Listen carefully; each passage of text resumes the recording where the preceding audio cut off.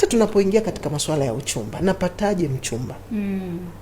Wengi anasimama na mtu mmoja akimwangusha, ambavyo katika msingi wa uchumba ni lazima wawe 5 na wanapimwa unao kwenye daftari lako, na wanapimwa bila kujua. Wawe 5? Ndio. 5, si wote wameleta maombi yao. Lakini hakuna ambaye mwambia ndio maombi yamepita.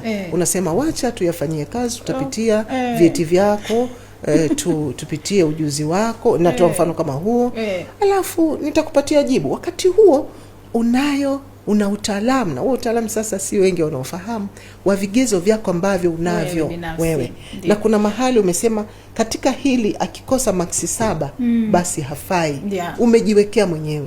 Wote unatabasamu na jamani, vipi ombi langu bwana nalifanyia kazi, nipe muda niko mbele za Mungu na kumshirikisha Mungu pia, kwa sababu ukichagua, neno la Mungu linasema mke mwema mume mwema atoka kwa Bwana.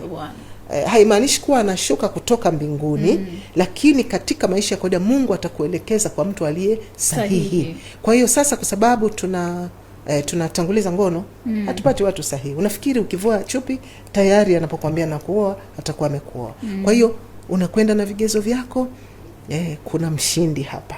Lakini pia unapima nafsini mwako, huyu kweli ana vigezo. Nafsini mwangu ninao mvuto, sumaku inavuta, ni kweli. Kuna vitu kadhaa ambavyo unaona pia mnavutana, na hiyo inataka muda.